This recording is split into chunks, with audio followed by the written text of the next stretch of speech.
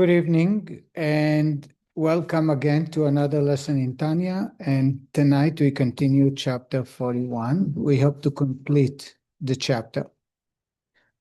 Just a short summary. In this chapter, we discover that God watches every move of our life, regardless of our relationship to God and regardless where we find ourselves. Nothing happens without God, and He watches over us. It gives us the strength and the courage to be able to overcome challenges, difficulties, hard times, etc., realizing this is God's way. In addition, we discover that God recreates the universe in every moment and every day. I just read about a famous rabbi, Chassid, that was born in Russia, sent by the Rebbe to Jerusalem at the turn of the 20th century. And he had suffered greatly. Lots of his children died from disease. And also, one time he was traveling and he got an infection in his leg and it was mistreated, so they had to cut off his leg. He was limping. And finally, he was afflicted with a disease in his lungs. I don't know. There was a disease that, and I read that from time to time when he would pray, as a chassid, he would take his time in prayer, he would cry out to God. And he would say, God, you took my son, you took my other son, you took my daughter, you took my other daughter. I believe he lost 4 children in different periods of his life. His wife also died in Russia. And I believe she died while traveling in a train, and she couldn't even be buried in a Jewish cemetery. He was afflicted with every painful experience you can imagine. And he would say to God, you took this, you did that, everything is for a reason, I'm sure you know what you're doing. But my lungs, every moment you recreate the universe. So you can recreate me with sick lungs or recreate me with healthy lungs. Isn't that possible for me to ask? Is it asking for too much? Just make sure that when you recreate me every moment, recreates me with healthy lungs. I don't think he asked for too much. And the end, he had a mission. But the idea that God is recreating, God is watching over us, should give us the strength to understand that there is a purpose and there is no reason to fear. That's the main theme of Hasidic teaching. What happened to him? He passed away. He passed away much later, after he was able to influence many Hasidim in Jerusalem. I knew some of his students. He died in the 50s.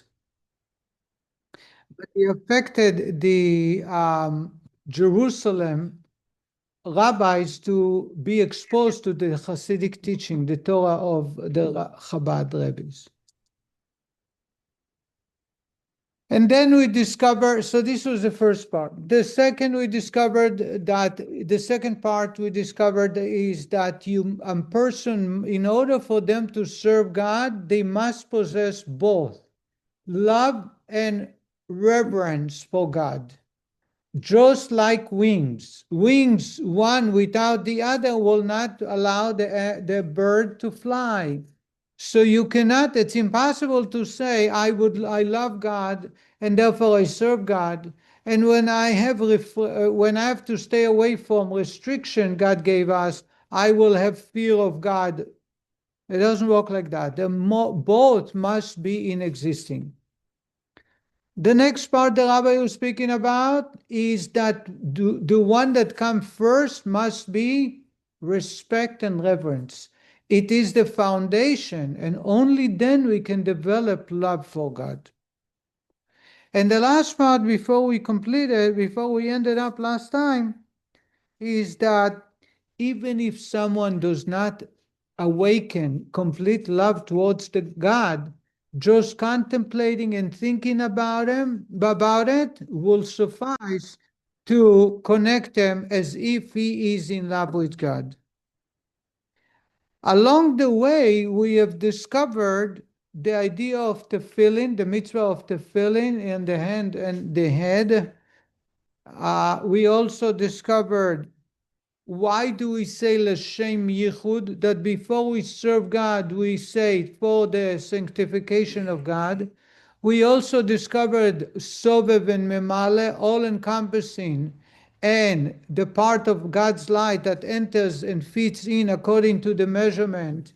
And the idea is the source of the soul is for memale, is from that point that fits in. And when we serve God with kavana, with the proper intention, we connect the source of soul, that godliness, to its root, which is soive, which is the outside, if you remember. That's why we have discovered not only it's not enough to serve God with the mitzvot and study of Torah, but we should also turn to God and ask that He assist us in connecting other people to the Torah and mitzvot, because the my source of soul is part of your source of soul and every other Jew.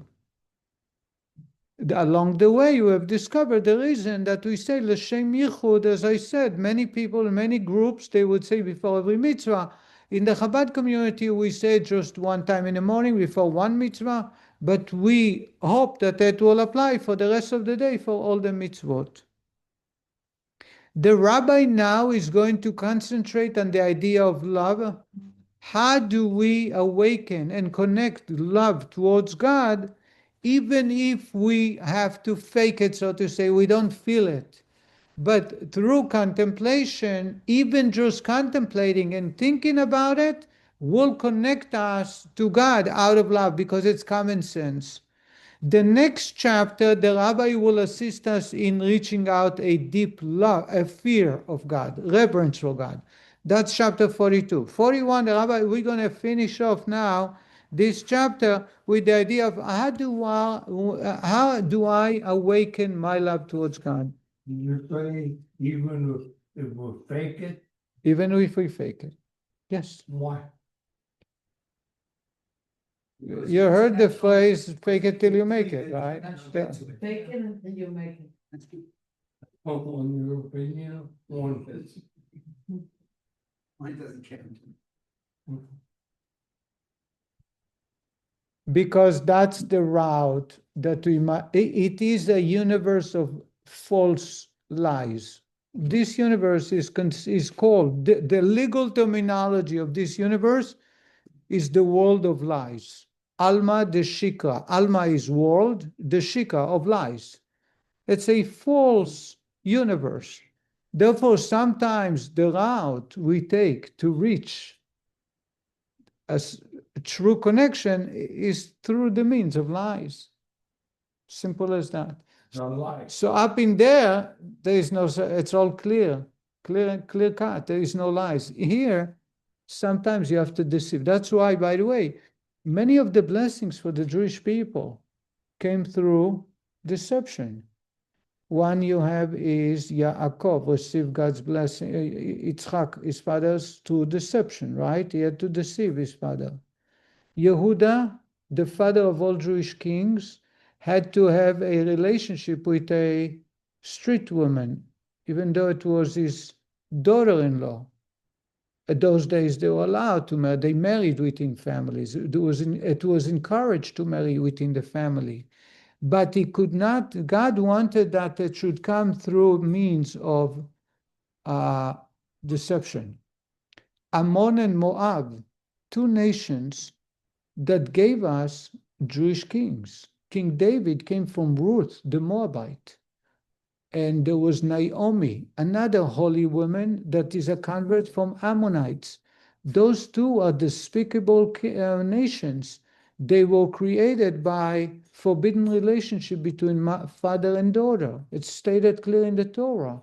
Yet their grandchildren are the mother of King David, of us. All of the Jewish people are today are Davidians, are from Judah. So this universe is a universe of deception. It doesn't mean you should lie to the rabbi. It doesn't mean you should lie to your wife. To anybody.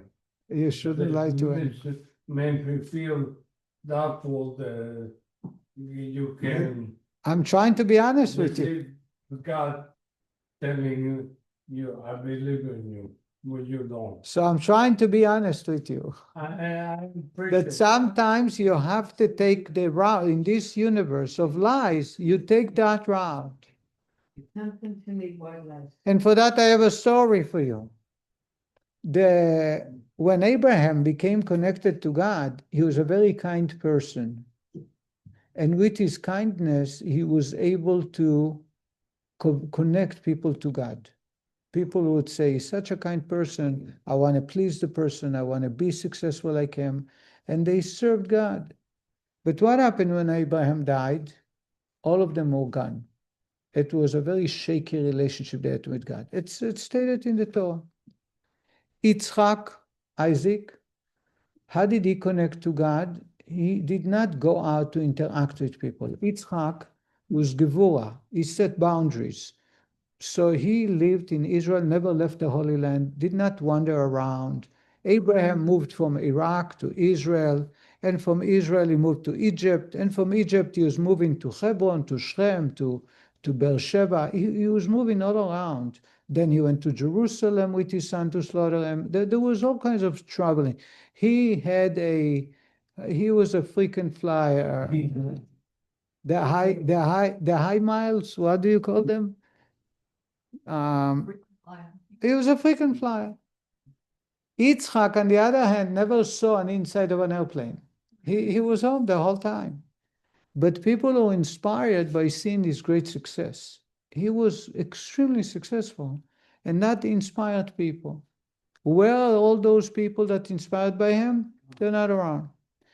Jacob, the Medrash tells us, was a whole different story. Jacob not only continued the same path of his father and grandfather, but he went into the darkest of places. He met the evil, his arch enemy, and the evil enemy tried to convert him, to make him a defiled person, to make him not a good person.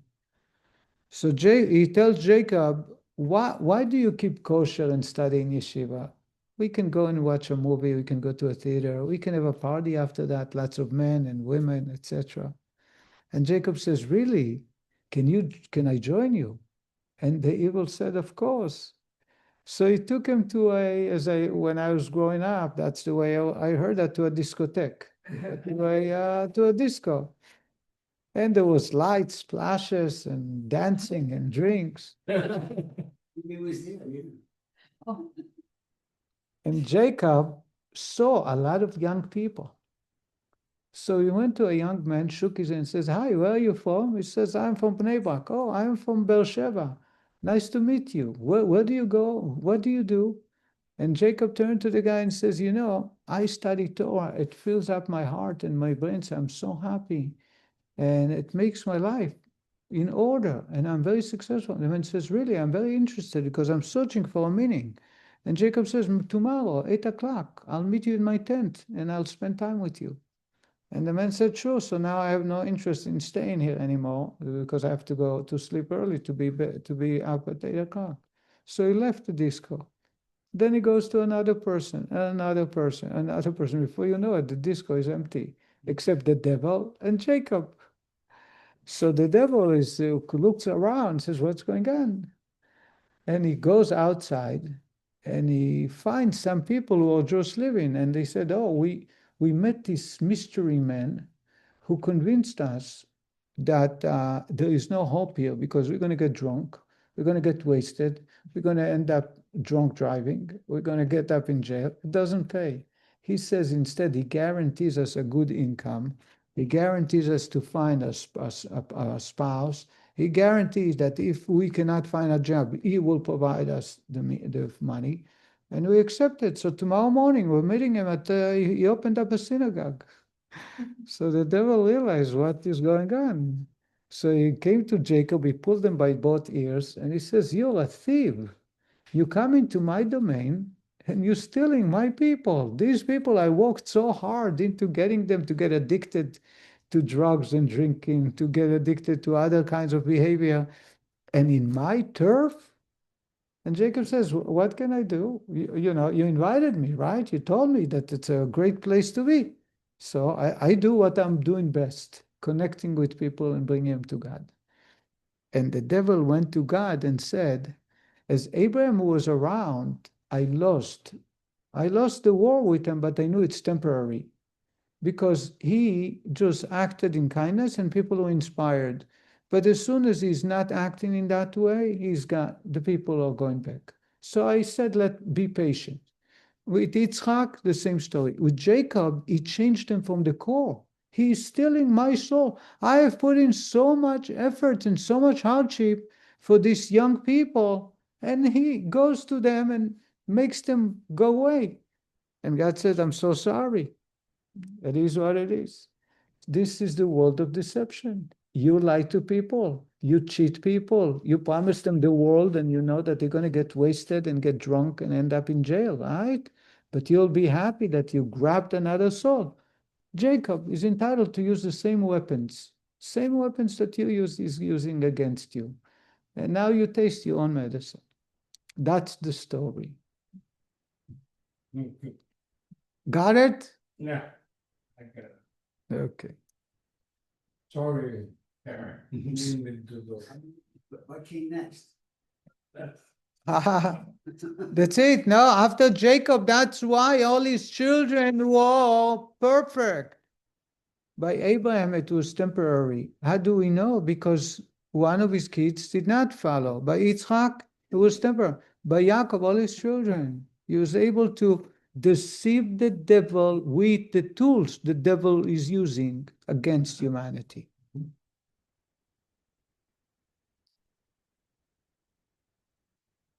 The rabbi is going to tell us, and it's good that Herman pointed out, even if it's not genuine love, the fact that we fake it or contemplate it in itself connects us to God. And the rabbi is going to take us into off the topic for a little bit and then come back. The rabbi is going to explain a prayer that we say in the morning. And I should share over JLI courses. We have shared it numerous times. But now we never had the interpretation of Kabbalah the Alter Rebbe is going to talk about. And just to share so that you understand, the rabbi is saying, in the morning, before we thank God, there is a list of 17 blessings. We thank God for opening up our eyes. We thank God for being able to stand up. We thank God for clothing us. We thank God for giving us freedom. We thank God for giving us the mindset to make decisions. There are 17 blessings. Before it, we start Elokay, Neshama, Shenosato, Bite, Hoirohi. God, my Lord, the soul you have given me, she's pure, and we keep going as we'll see in a moment. The rabbi is going to tell us there is some parts over there that does not make sense, and I'm surprised nobody ever asked the question. We say to God, you have given it to me, and you're about to take it away from me. At the end of life, you're going to take it away from me. In other words, that's the Kabbalah interpretation, and that's why we say that. The neshama that enlivens my body is here temporarily. Because it is temporarily, the reality is that my very existence is part of God. The real reason I'm pulled towards pleasures and tasty food and good time and vacations is only temporary because my soul is being pulled by my body. My body is embodied by the evil desire, by the evil soul. And the evil soul is pulling my soul, the godly soul. But my soul, my godly soul, was placed there by God and will be taken from me by God at one point when I reach 120. So everything that's in between is temporary. If it's temporary, then I don't mean what I do. I don't mean disobeying God. because it's all derived or motivated by a temporary situation. And that's why we say to God that before we go to bed, there is a prayer to say to bedtime. After Shema and bedtime, there is a blessing, a mapil. Anybody heard of that? Harry, did you heard of a mapil? Right. We're supposed to say a prayer called a mapil. A mapil is to thank God for the day and thanking God for enabling us to fall asleep, because while we are asleep, sleeping good, the soul will get rejuvenated. But at that prayer, we say to God that He had deposited in us a soul, and we hope that He'll return to us the deposit. In other words, we admit before we go to bed that the soul that we're about to release to God is a deposit. It's not something belongs to me. God has given you a deposit of 5 shekels, and He wants you to watch it. And then one day He says, give it back to me. I want to show it to a friend, and I'll give it back to you. That's what He does every night. That's why we acknowledge that it is a deposit. And therefore, in the morning when before we thank God for all the blessings that come with the soul, we remind ourselves that there's life here are temporary, and therefore we should pay attention to what's permanent and not what's temporary. And here it is. That considered part of Vidui?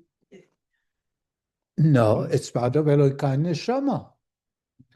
It's part of the. It's not vidui. You said before you go to bed. Okay. Right.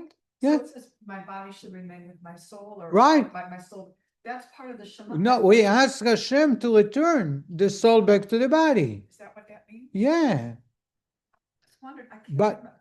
Okay. Yeah. But I'm adding that. The rabbi is concentrating on the morning part, Elokay Neshama, which is a fascinating, powerful prayer. We are, I believe, on the bottom of page 620. Just as the soul in heaven has no other occupation apart from Torah and prayer, so too a person occupied in Torah and prayer in this world is immersed in it to the exclusion of all material needs and desires.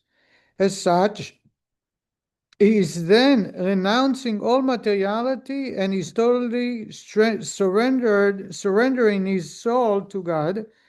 This comes as a result of the love of God concealed within every Jewish heart. So, Rabbi, every time you study Torah, you're bonding with God. That's expression of love.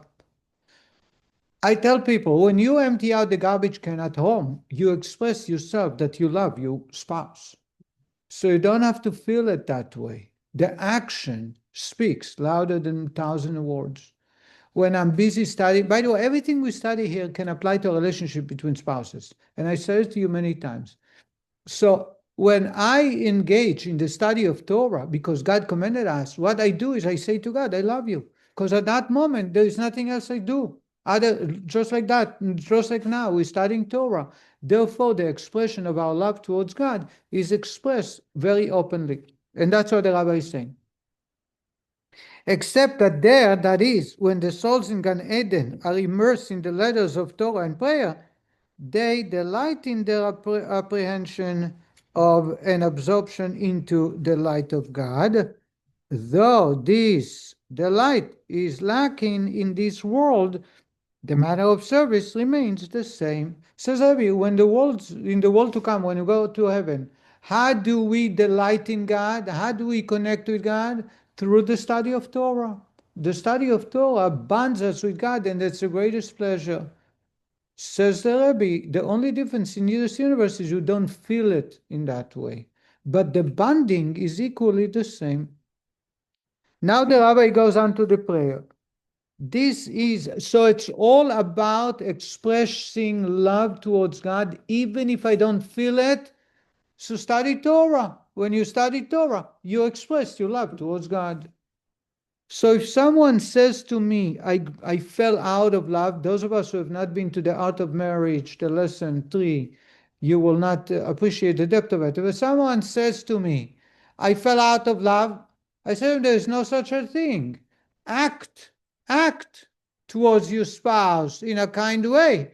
And that's well, you'll be in love. You don't have to wait for something for inspiration or for your spouse to do, to go out of the ordinary, or for you to experience something new. There is no such thing. And as I said, under the chuppah, when a couple gets married, there is no statement of love. We do not tell our spouses, I love you. We don't say that. We have ketubah, a commitment from one to the other. We agree to marry one another and unto death do us part. But there is no love. I love you is not said during the chuppah ceremony. You know why? Because the love is something that's bind us, that exists. And even if I don't feel it, if I act that way, I am in love with that person. The expression of love towards the other person. He feels loved, and at the same time, I do. So Get mad with him, please, Rabbi.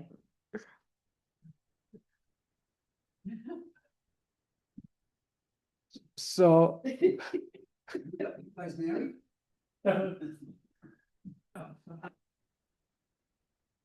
That's why I'm more check. No.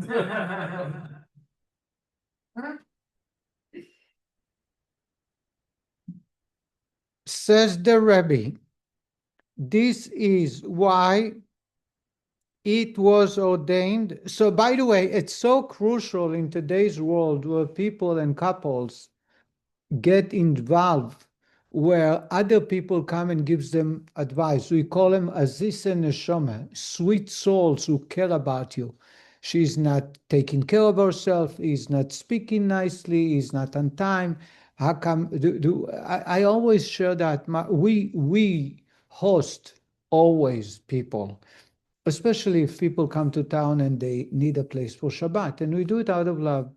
There was once in a summer, two couples, sister-in-laws, who came here for an Airbnb. They rented a house. There was no Airbnb, but they rented a house because they were dying for a swimming pool for their children. They came here for 10 days. For Shabbat, they wanted for their children to be within walking distance. So they asked to open our home, and we opened our house for their families. While their husbands and the children walked to shul, the two ladies, they were about the age of my wife. They stayed in the house to socialize. So they turned to my wife and asked for them. They came from Borough Park or from Williamsburg, so they were not used to isolated community, or you don't have a day school, you don't have kosher store, you don't have a restaurant, you don't have ready food for Shabbos.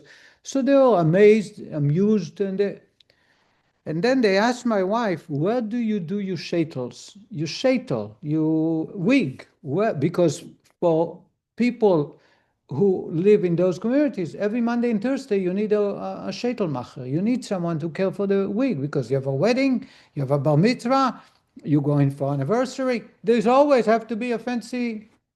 And my wife says, I don't have one. So she says, really? So how many shaitels you have? And my wife says, one.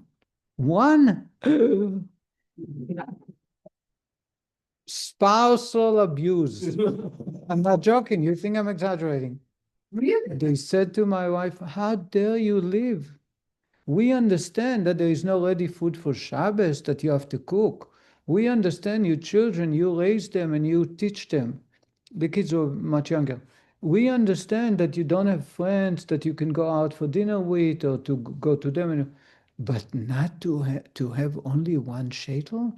You should know that your husband abuses you for not letting you have more than one shaitel. Did you kick him out of the house?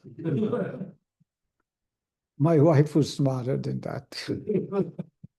But when you have sometimes zis and neshama, sweet souls, they mean well, they say they mean well, and they care about you, and they want the best for you. But actually what they do is try to destroy, literally destroy. And if they mean well, if they mean to be mean, or they mean to be good, it doesn't matter. They really do a lot of damage. And the way that to combat that I say to people, you cannot listen to others. You need to act. You need to act. And then the emotions will come, will join. You need to act in a way of kindness, the way a lover, someone who loves another spouse does. And then you won't have any doubts. It will not need to be awakened. It wouldn't need to be expressed in words. Says the Rebbe, page 621 on top. This is why it was ordained by the men of the Great Assembly. The men of the Great Assembly ordained the prayer that we know today, as we know today. That one recite at the beginning of the morning blessings, before the prayers, before even the blessings, the thanking God 17, a list of 17. My God, which is the word Elokay, the soul which you have placed within me is pure. And we continue. We talked about that before. We said that there are 4 levels from 4 universes. Ali, do you remember that? Elokay, God, Neshama shenosata bi, the soul you placed in me, Tehora here, is pure. Remember to the world of Atzilut, the top one. Ata berasa, you have created it. Ata yitzarta, you have formed it. Ata nefachta bi, and you have placed it in my body. In other words, we go through the 4 universes until it enters my body. Do you remember that? We discussed it a couple of weeks ago. Now the Rabbi is talking about another part of it. You have breathed before, which you have placed within me is pure. You have breathed it into me, and you will eventually take it from me. Ata nefachta bi, you breathed it into me, and what do we say after that? Ve'ata, and you, atid, prepared will be litla mimeni, to take it away. Ulachaziro li laosilo, and to return it back when the resurrection of the dead will happen in Mashiach. I don't understand. I just woke up. Thank you, Hashem, for giving you my neshama.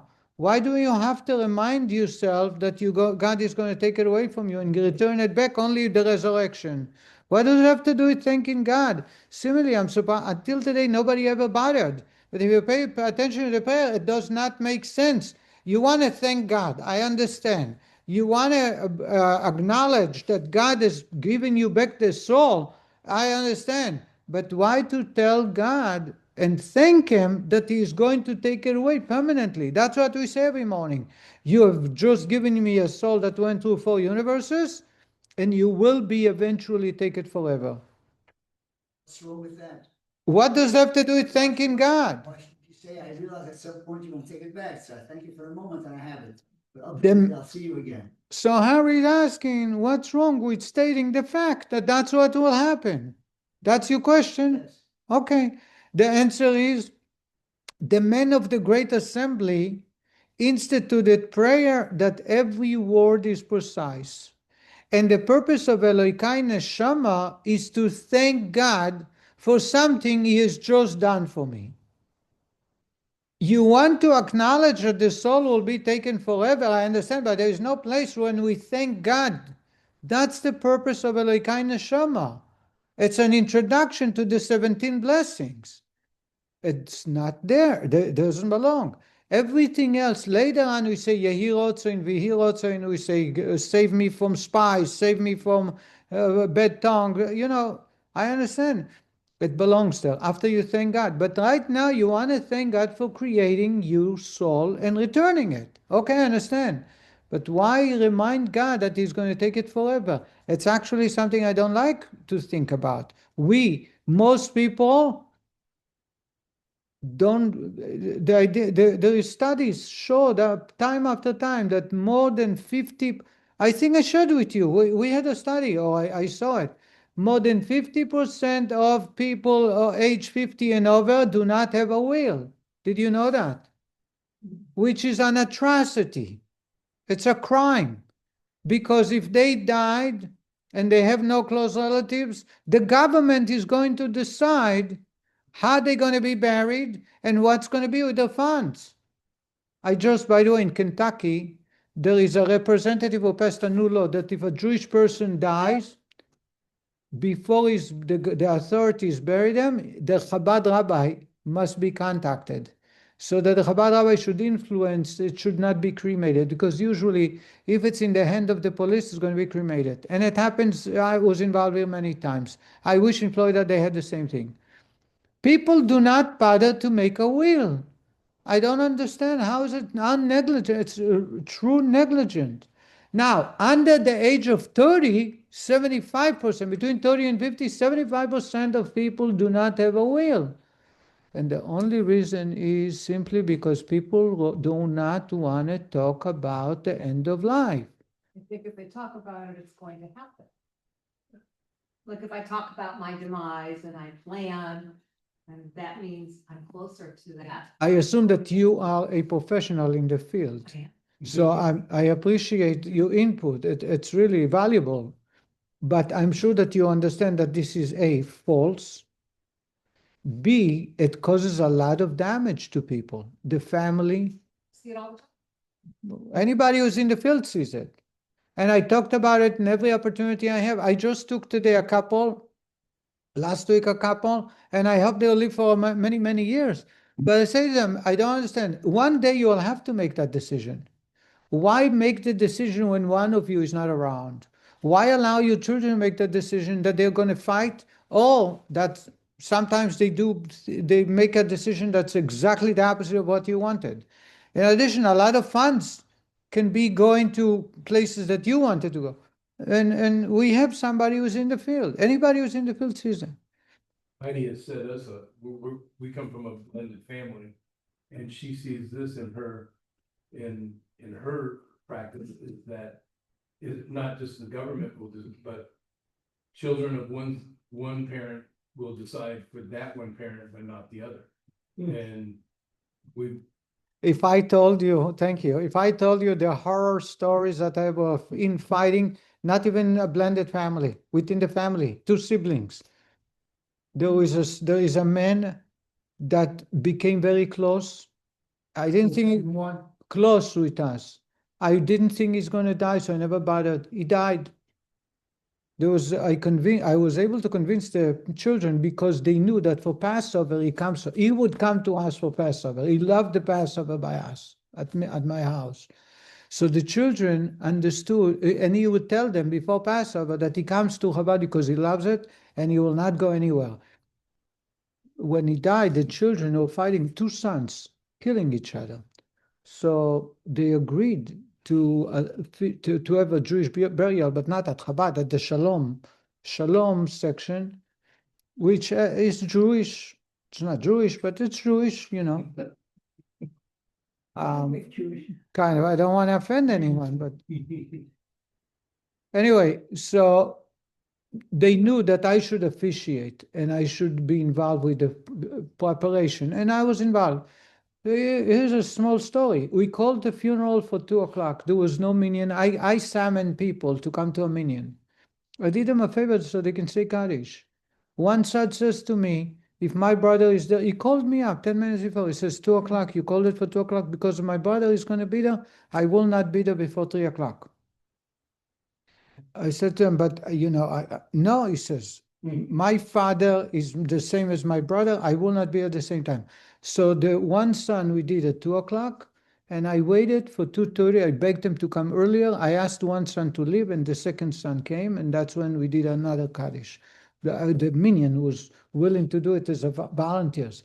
It's unfathomable what's going on. I'm just going to share a personal story.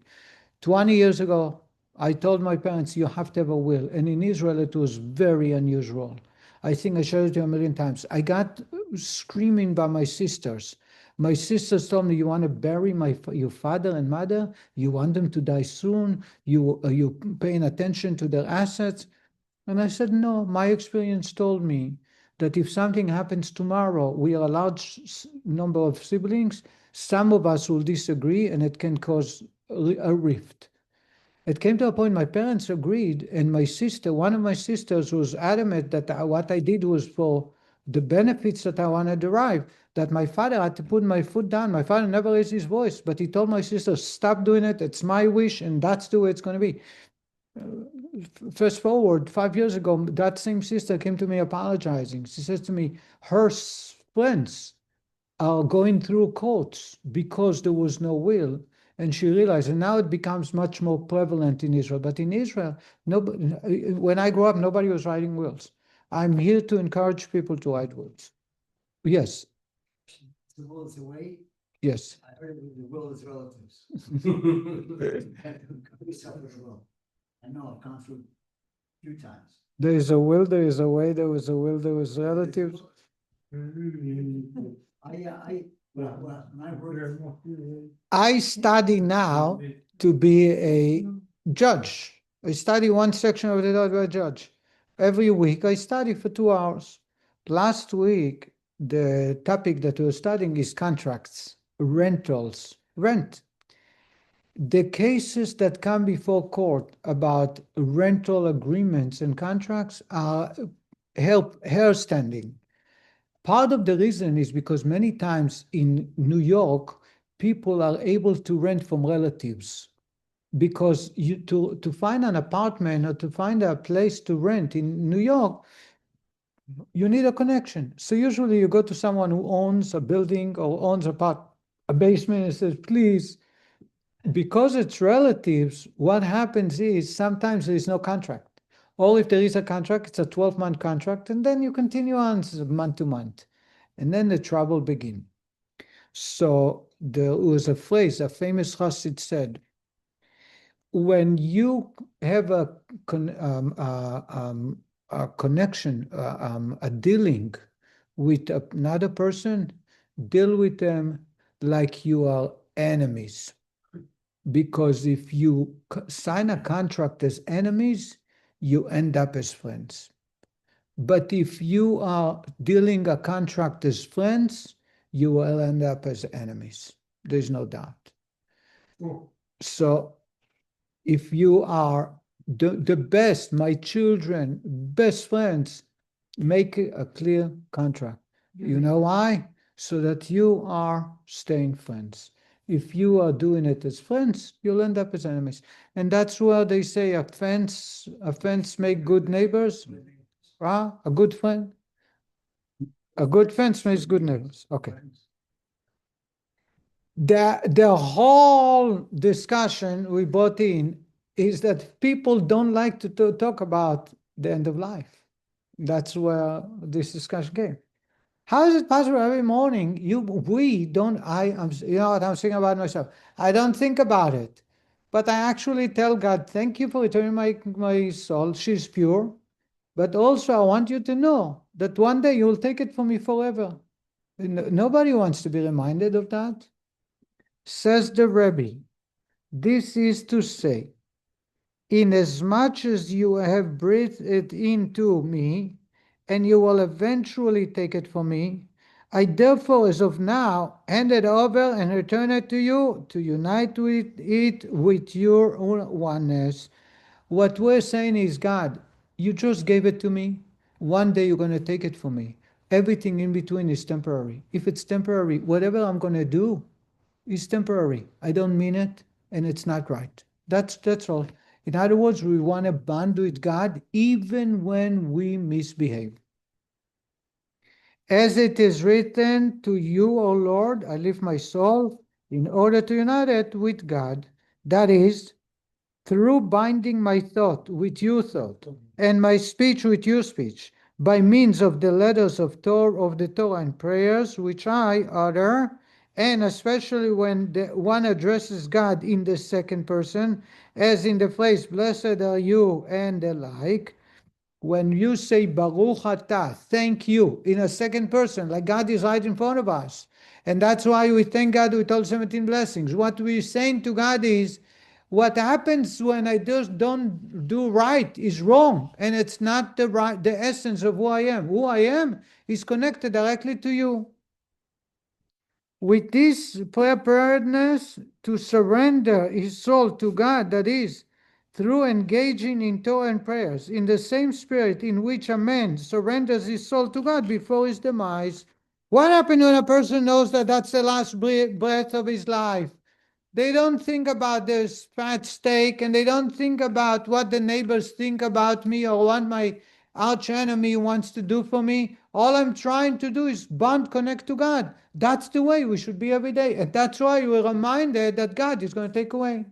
So that's interesting. So that's, And we don't know, right? We don't know if today's our last day or tomorrow or the day after. So therefore, live your life or act as if. as if it is the last day. And that gives us a very full life. It's very interesting. And therefore, First day. first day, not last day, first day. First day. Okay. But that's why you are reminded in the prayer. So when I thank you, God, it comes with a whole different energy. I came with the idea that my life is temporary here and it's going to be gone. And therefore, I thank you for everything you've given me, and I'm going to utilize this in the proper way. I won't have time to get agitated by other people. I would not be busy thinking about negativity, but rather I would use it for everything God gave me in the best way possible. And therefore, one should begin to recite the morning benedictions, blessed are you, and so on. These benedictions being the beginning of one's prayer. So, in other words, the preparation for the blessings. Blessed are you, God, our Lord, is knowing that God has had great kindness in giving it to me, and God is going to take it away. Similarly, with this preparedness, one should also begin a regular course of study immediately after prayer. In other words, before you study Torah, before you do any mitzvah, say to yourself, the fact that I'm here alive now is not a given.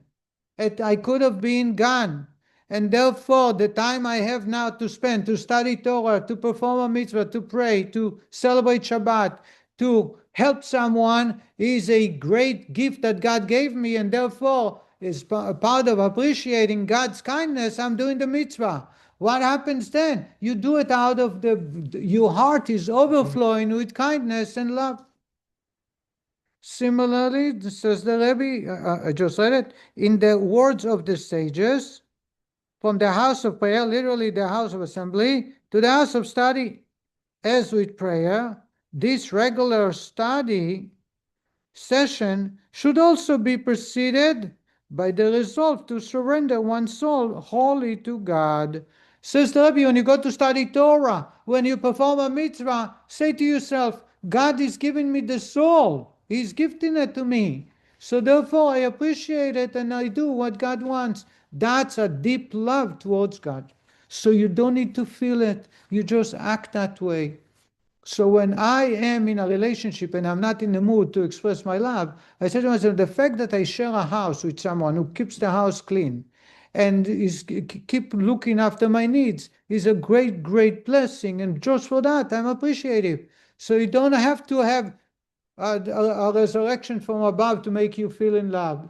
You're just a simple contemplation.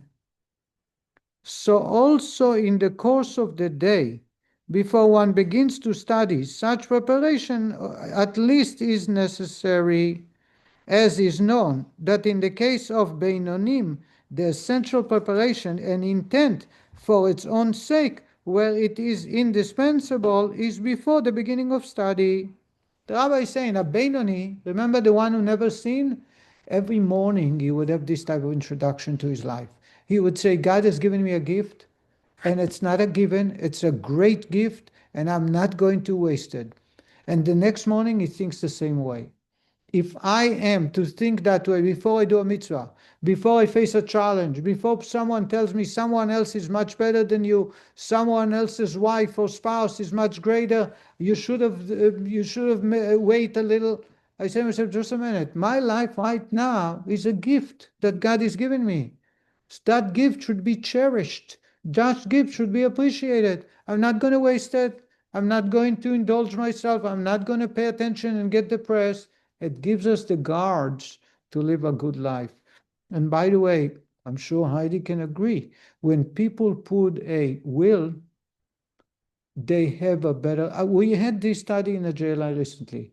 The study shows that those with a will, those who prepare for the end of life, take less chances, care more about their health.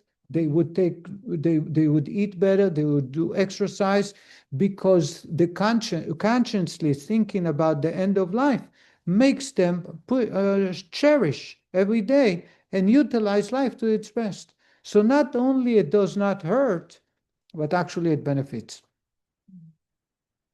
Says the Rebbe, here is an example. This is the same as with, we need to finish today. This is, We can say a little bit more. talk about yourself. This is the same as in the case of writing a bill of divorce or a scroll of the Torah, where for their own sake is an indispensable requirement, and should this intention be lacking, they are invalid. When someone writes a Torah, a mezuzah, a tefillin, or when someone writes a get, they have to start before by saying, I do it for the sake of serving God to write a Torah. If someone writes a get, before writing the get, they have to know the name of the person they are writing it. You cannot have a bunch of gets and then you just fill in the name and the date. It's not kosher. It has to be written from start to finish with the name, yes.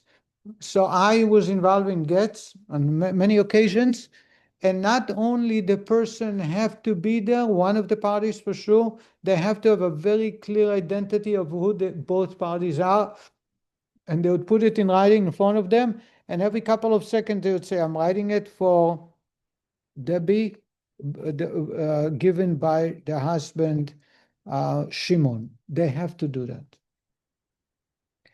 And it is sufficient if at the commencement of writing a Torah scroll, the scribe says, I am now about to write for the sacred purpose of the scroll of the Torah. Or in the case of a bill of divorce, for him and for her, and so on. Similarly, it is sufficient for a Benoni to have the intention of, for its own sake, at the beginning of his study. So I showed you last week, when we had a Torah dedication not long ago, the scribe that was assisting people, or people assisted the scribe in writing letters in the Torah, had a piece of paper to recite. I am doing it for the sake of writing Torah, otherwise you not fulfill the mitzvah. The same is about going about on my day. Before I start thanking God, I have to appreciate what God has given me, knowing that it's temporary, it's going to be gone. It's not going to stay forever. We're not going to live forever. Death is certain. Question is when, but it will happen. And therefore, that motivates us to live a better life. And when he studies for a number of consecutive hours, he should reflect on the preparedness referred to above, at least at hourly interval. Bless you. For in each hour, so this says Rabbi, a yeshiva boy that study for 8-9 hours, every hour should say to themselves, I study Torah for God's sake. For in each hour there is a different flow from the higher worlds to animate those who dwell here below, while the flow of vitality from on high to off the previous hour returns to its source, in accordance with the esoteric principle of advancing and retreating, expounded in Sefer Yetzirah. I'm not going to go in too deep, but I'm going to share with you some stories. The day is divided by 24 parts. Why 24? Why not 20? Why not 30? So God's name is divided into 4 letters, Yud and Hey and Vav and Hey. If you take that 4 letters, how many combinations can you make? How many combinations can you move? How many? 24. So how many? 24. 24. The same, the other name, Adnai, Aleph, Dalet, Nun, Yun, is 4 letters, can be combined in 4 other ways. The way I study it in Book of Yetzirah is the following. 2 letters will make 2 combinations, right? Aleph and Bet is 1 combination, Bet and Aleph is 1 combination. If I add one letter, the third letter, I multiply the 2 by 3. So 2 by 3 is 6. If I add a fourth letter, I multiply the 6 by the fourth letter. So 6 by 4 is 24. You understand that? No? Yeah. Okay. For me, I discovered it for the first time. I knew always the numbers, but I didn't understand how it goes. So if I add a fifth letter, 24 I times take 24 times 5. That's it. So during the daytime, Yud K Vav K, 12 hours. During the night, Aleph Dalet Nun Yun shines every hour. 60 minutes, a new. There is a story, 2 stories. We were at 24, now we're doing 12 as well. I need to cut out the other one. I was hoping so nobody will catch, but you did. The daylight, when it's light, it's the names of kindness rule. Okay. The nighttime, which is Gevura, Aleph Dalet Nun Yun 12 rule. 12 hours of the night. Right. So there are 24 and both, but which one rule? Yud K Vav K by day, Aleph Dalet Nun Yun by night. You understand that? Okay. 2 stories, very brief. The Alter Rebbe, the author of the Tanya, once there was a man, a rich man in his office, in his chamber, in his study, and suddenly he needed to go out for a moment. He went out, and the Chassid, this man, came closer to the desk of the Rebbe, and he saw a watch. Those days there was no wristwatches. There was pocket watches, maybe even then. This was 1760, 1750. But on the desk, there was pocket watches? Okay. There was pocket watches, but there was on the desk, there was a big watch.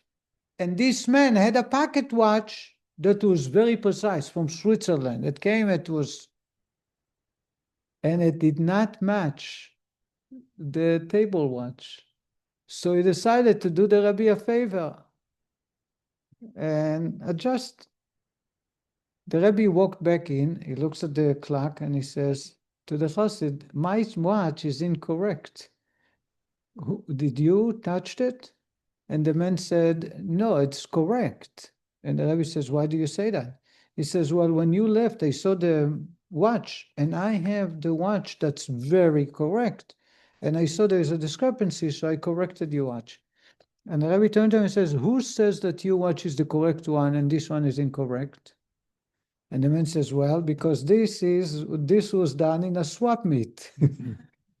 This one came from Philip Take. Pater Philippe.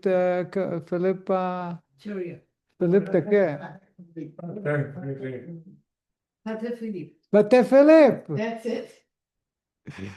So the Rebbe says to him, probably the Rebbe used a not nice word. He says, you see, you connect based on someone in another country deciding and making it very correct. And from once in a while, you have to adjust. My watch is based on God's name that shines every hour. Every hour, there is another letter, another combination of Yud K Vav K that shines. And that's how my watch shines. So every hour that goes by, it shows me which one of God's letters shines, and that's the correct way. And there is the same story. The Rebbe was in jail. He was put in jail in Petersburg, and they knew that he was a genius. They knew that he was a prodigy. So they decided to confuse the Rebbe. Literally confuse the Rebbe, which was easy. To try to confuse the Rebbe, it was easy for them. They decided the Rebbe is praying 3 times a day. At night, there is no prayer. They're going to put him in a completely dark room and try to deceive him that day is night. And the guards would come, let's say at 4 o'clock, and say it's 10 o'clock at night, it's time to go to bed. Why don't you go to sleep? And they convince him to go to sleep. You'd say he doesn't sleep many hours. And then at 4 o'clock, at 3 o'clock in the morning, you say it's already in the middle of the day, it's time for you to pray. And they tried for a few days, and then the minister of education, he came as disguised few times. He came. One time he asked him a question from the Torah. But a minister of education, of culture, the minister of culture and education, disguised himself as a warden, as a guard, walked in on him and said to him, I'm surprised that you're sitting and reading from a book with a candle. It's 2 o'clock in the morning now. And the Rebbe turned to him and says, no, it's 2 o'clock in the afternoon. So the man turned to the Rebbe and he says, how do you know? Because it's total dark. They put him in a room, there were no windows, it's complete darkness. He says, because my clock follows God's name is divided into only 4 letters, 24 words, and I know which word shines in every hour. And based on that, I know that now the name that shines at 2 o'clock in the afternoon is the one. So I didn't even need a watch to know what time it was. And that impressed the minister of culture very, very much. I should say also the Rebbe, the Lubavitch Rebbe, people say Hasidim, that you can always be late and you're still early. Anybody heard that phrase? They say if it's a wedding is called for 2 o'clock, you can be there at 3:30 and you're still early. Chabad time, that's the point. That's why I just want to show it to you. There is a new child that was born, and they're doing a bris. So the Chabad Moyel on Friday morning is coming from Miami. So they called it for 8 o'clock in the morning because he has to go back. So I said to the father of the child, 8 o'clock, are you sure it's called for 8? He says, yeah, 8 o'clock. That's when everybody's coming. I says, but we know, he's an Israeli and his friends did a bris here. They called it for 2 o'clock because 4 o'clock we had the Hebrew school. By 4 o'clock they just started so he said, no. The Moyel said to me, call it for 8, tell them it's strict 8 and it will start at 8:30. So at least, he gave them 30 minutes leeway. But the Rebbe, in contrast to what people call Chabad time, always per 3:15 he would come out for Mincha. On Shabbat, 10 o'clock, you'd go down to prayer. Always you can adjust the clock on it. And many times I myself wonder, the Rebbe is not sitting there reading the newspaper. The Rebbe was involved in responding answers or studying Torah. Most of the day, the Rebbe studied Torah. Majority of the times, the Rebbe studied Torah. How was it possible? There was no alarm clock. That by 3:15 he was ready and he walked out. Unless that's my understanding. You can disagree, you can not believe it, it's okay. That there is a godly shining word from God's name, from the combination that shines. And the Rebbe knew, now it's this one that shines. It's time for me to go down to come for the prayer. Otherwise, it's impossible to explain how the Rebbe is so organized, and yet the entire universe was resting on his shoulders. Let's continue. As the divine, I'm already off time, but you gave me permission, Ali. So we're gonna read very quick. Give me 5 minutes. As the divine life force animates the world, alternatively advancing and retreating, it is first drawn down into the world, and then it returns to its source in the higher spiritual worlds. Each hour, then, the creative life force of the previous hour returns to its source, together with all the Torah and good deeds of those who dwell here below. And therefore, every hour, we should remind ourselves that we're doing it for God's sake.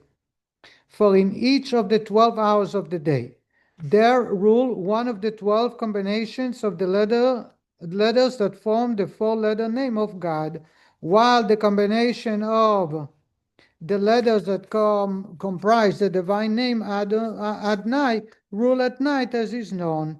Now, all one's intent in the surrender of his soul to God through Torah and prayer to elevate the sparks of godliness therein in the soul back to its source should be solely for the purpose of causing them gratification, like the joy of the king when his only son returns to him after having been released from captivity and imprisonment, as has been explained earlier. Now, the last part, page 625. This intent solely to bring gratification to God by returning one's own soul to God is genuine and truly and completely sincere in every Jewish soul at all times and at every hour, by virtue of the natural love which is a heritage bequeathed to us by our ancestors. Nevertheless, one should not be satisfied merely with this level of service. One needs to establish set periods for reflecting on the greatness of God in order to attain intellectually generated fear and love. And with all that, perhaps one may succeed in attaining such fear and love as has been stated previously. And the Rebbe, thus, although one already possesses a hidden love of God, which enables him to study Torah and pray out of readiness to surrender his very soul, he should still seek to attain the level of fear and love of God that is born of his own intellectual behavior, endeavor. What the Rabbi is saying, remember, you have intellectual love and fear, and you have emotional. The Rabbi is talking about the emotional. But now we have discovered another part of the prayer, Elokay Neshama, and a much deeper understanding. It is to remind us that God is going to take it away from us, and therefore we need to be greatly appreciative of all that. Next chapter, 42, the Rabbi is going to talk about how to attain fear and reverence towards God. And I thank you very much. Thank you. Bye, everybody. What part did you